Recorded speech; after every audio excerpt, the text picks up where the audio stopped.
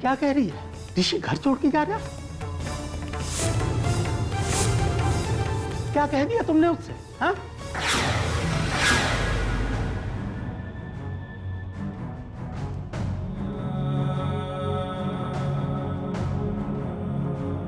क्या कर रहा है ऋषि? पागल हो गया क्या तू? देख तू कहीं नहीं जाएगा, छोड़ से।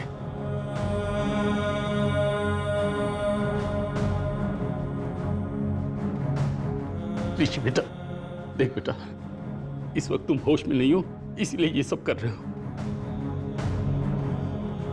बाबूजी, मुझे माँ ने घर से निकल जाने को कहा है बाबूजी।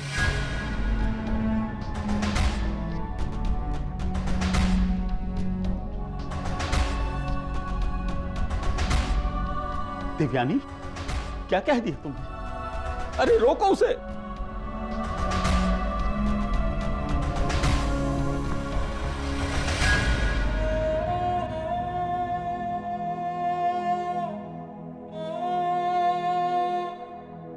बाबूजी,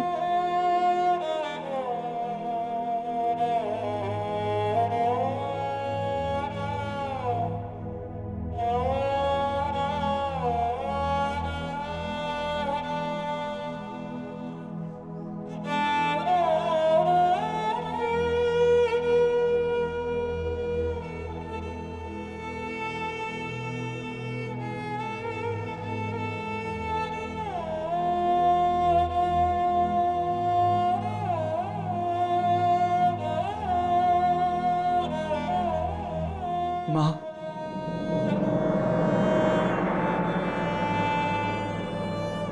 माँ, मैं आपकी नाराजगी समझ सकता हूँ,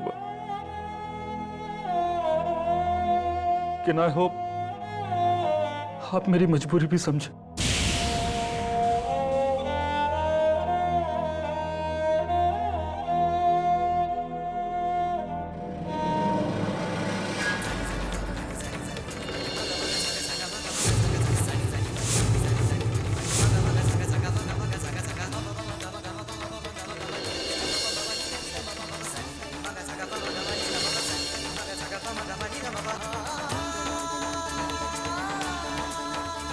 हो सके तो मुझे माफ कर देना।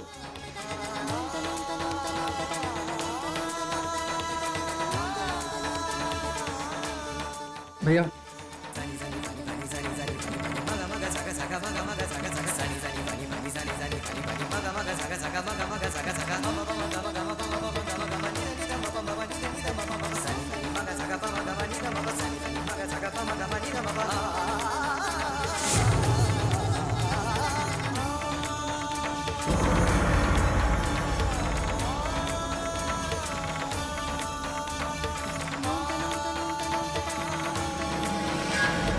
आज तक इस घर में जो भी जैसा भी हुआ, मैंने कभी दखल नहीं दिया, पर अब जो हो रहा है इससे तो घर की बुनियाद ही हिल जाएगी। मैं ऐसा नहीं होने दे सकती।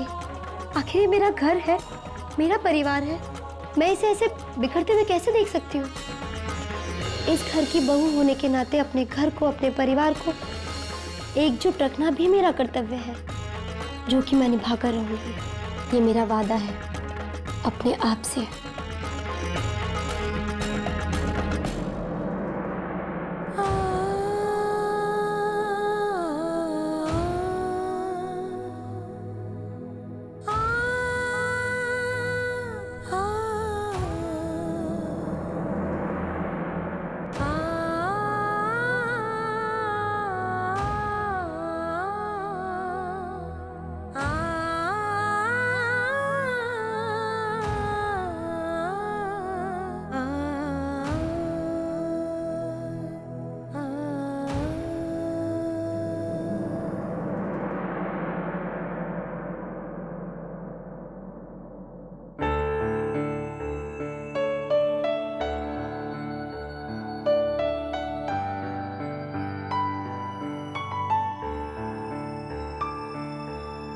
Thank you. सुनिए,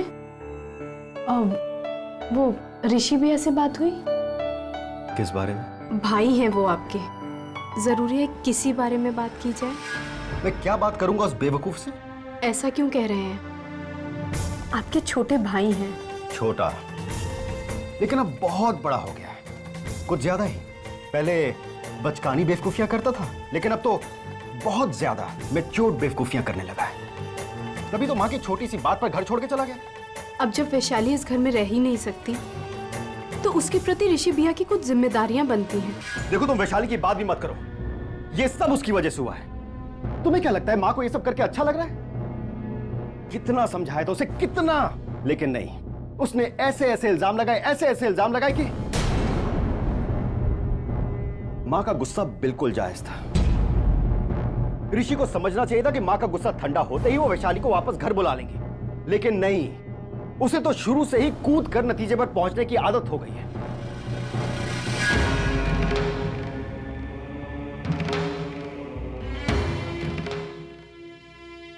ऐसा मत कहिए। और जहां तक मैं उन्हें थोड़ा भी जान पाई हूं, तो वो कम से कम अपनी आजादी की वजह से तो ये घर छोड़कर नहीं जा सकते। वो जिस वजह से भी गया, लेकिन गया तो है ना हमें छोड़ के। और उसकी सिफारिश करने की कोई जरूरत नहीं है, क्योंकि वो ऑलरेडी मेरी नजरों में काफी गिर चुका है।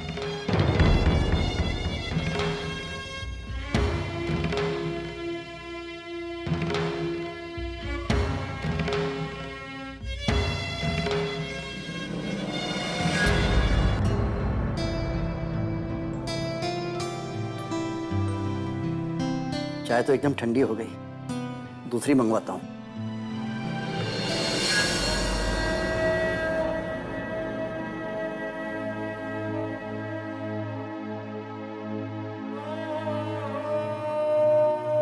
क्या हुआ जोशी जी?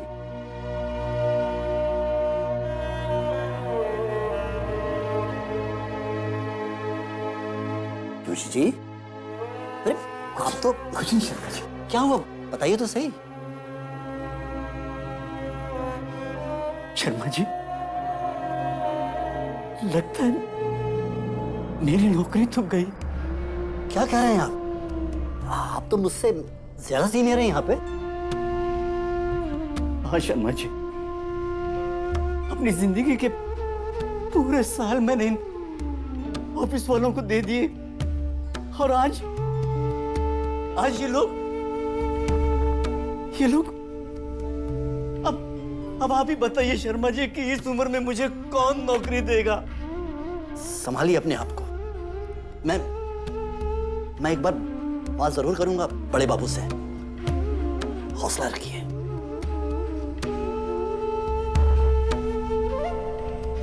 लीजिए। Thank you Sharma ji, thank you.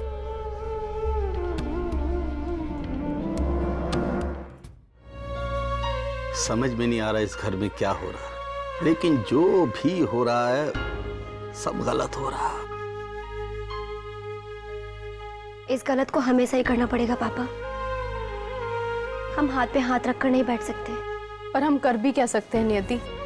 आज सुबह दुकान जाते समय भी मैंने कोशिश की, पर आगे से इनका जवाब ऐसा मिला कि आगे की बात करने का मतलब ही नहीं बनता। समीर भैया को तो फिर भी अप्रोच किया जा सकता है, लेकिन माँ और वैशाली भाभी और ऋषि भैया, वो तो बहुत ज्यादा हर्ट है।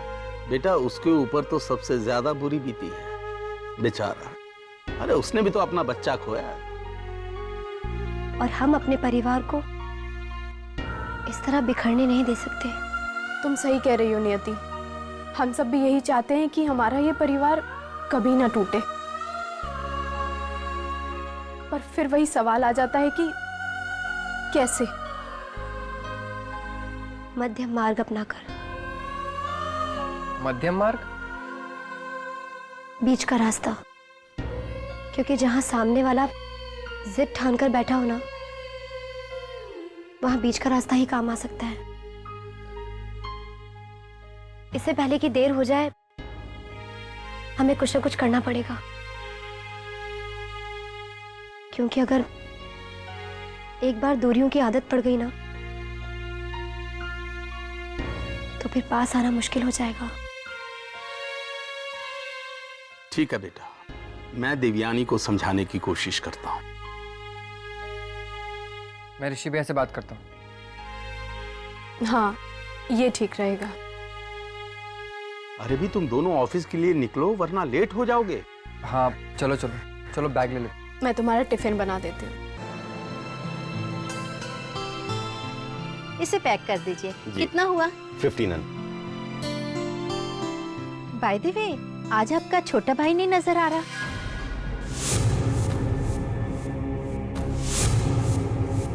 वो क्या है कि लास्ट वीक मैं यहाँ आई थी, उसने मुझे एक साड़ी बेची थी पीले रंग की।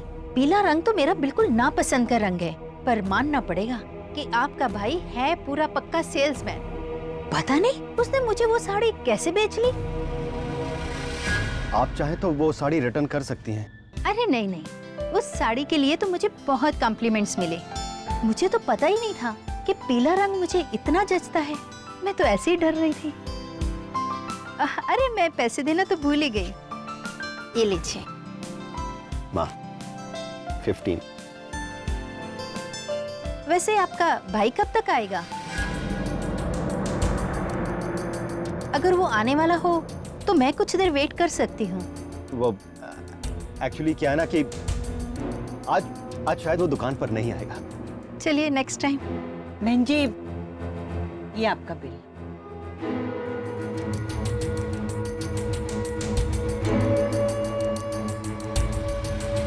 समीर, तुम्हें दुकान अकेले संभालने में प्रॉब्लम हो रही है ना? तुम फिक्र मत करो, मैं बहुत जल्दी किसी हेल्पर का इंतजाम कर दूंगी। नहीं माँ, ऐसी कोई बात नहीं है, मैं मैनेज कर लूंगा। लेकिन अगर ऋषि होता तो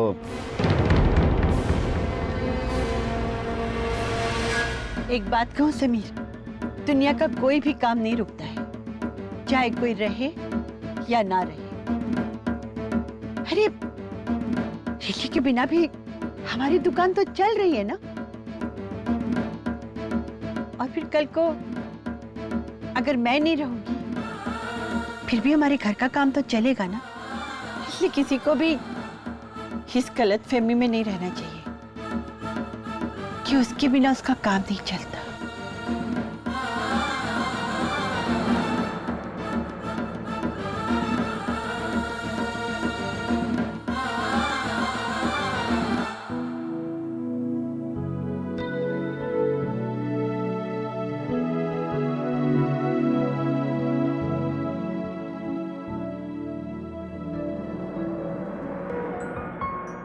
अरे भारती, क्या कर रही हो?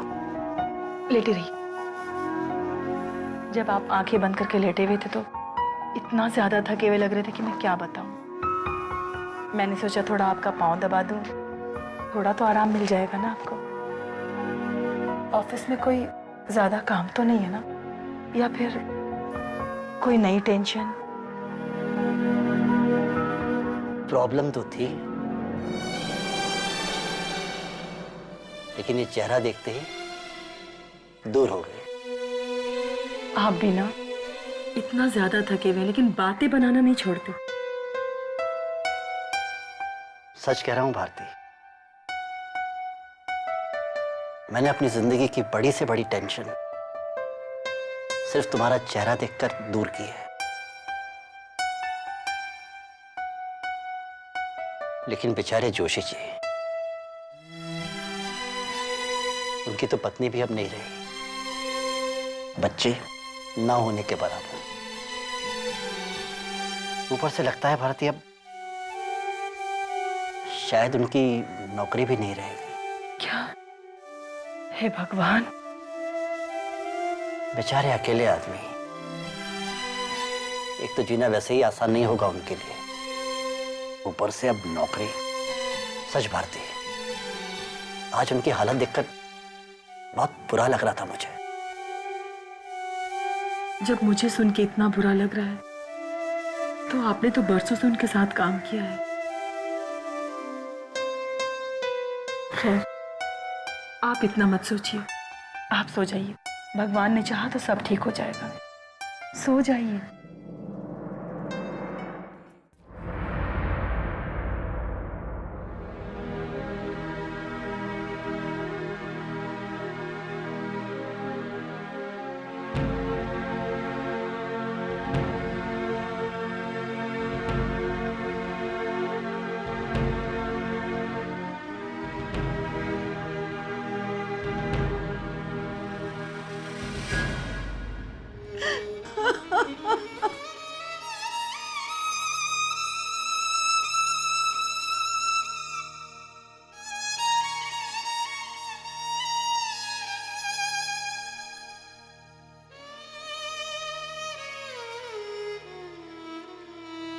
अब क्यों रो रही हो?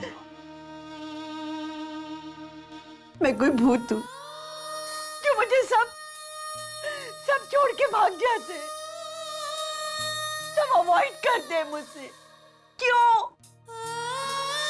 कहने को तो सब मेरी इज्जत करते हैं, मुझे मालूम है सब दिखावा कर रहे हैं, सब दिखावा कर रहे हैं। ऐसा क्या कर दिया मैंने? आप ही बताइए।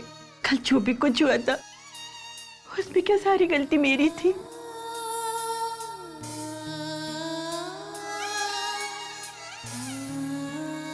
बिल्कुल नहीं देवयानी, तुम्हारी कोई गलती नहीं थी। लेकिन सब समझते हैं कि तुम्हारा गुस्सा असल में तुम्हारी चिंता थी, जो तुम्हारे मन में एक डर बन के बैठ गया था कि वैशाली को कहीं कुछ हो ना जाए। और जब वो डर सच साबित हुआ तो तुमने वैशाली को जिम्मेदार माना, जो कि सही है। क्या वाकई में ऐसा समझते? हाँ, लेकिन तुम्हारा वैशाली को घर से निकालना मैं सही नहीं समझता।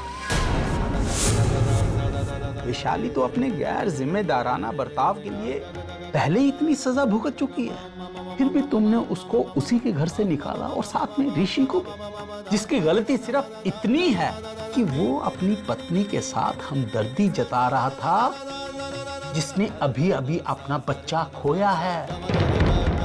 क्या एक पति की अपनी पत्नी के लिए कोई जिम्मेदारी नहीं है देवयानी? एक बेटे का कोई फर्ज नहीं बनता अपनी माँ के लिए। अरे ऐसा क्या कह दिया था मैंने कि खड़े खड़े घर छोड़ के चला गया? एक दिन भी सब्र नहीं कर सकता था?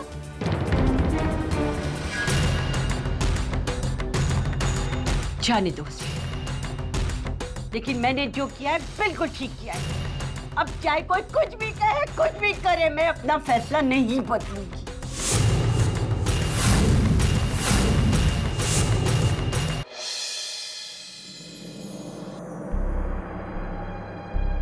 क्या हुआ? मुझे नहीं लगता अब कुछ हो पाएगा। डैड ने मॉम से बात की तो वो अभी भी इसी बात पे अड़ी हुई हैं कि उन्होंने जो किया वो सही किया। ना तो वो वैशाली भाभी को माफ़ करने को तैयार है, ना ऋषि भैया से बात करने को। रोहिणी भाभी ने भी समीर भैया से बात की, पलट क्यों नहीं सुनना पड़ा कि तुम इस मामले में टांग मत अड़ाओ। तुम भी तो ऋषि भैया से बात करने वाले थे ना? की ना मैंने, लेकिन उससे कुछ भी नहीं हुआ।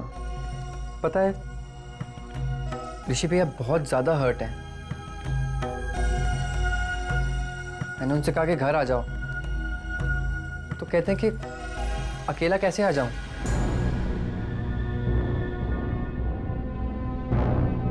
हे भगवान। रियली वरीड नियति, मुझे अब कोई उम्मीद नहीं है।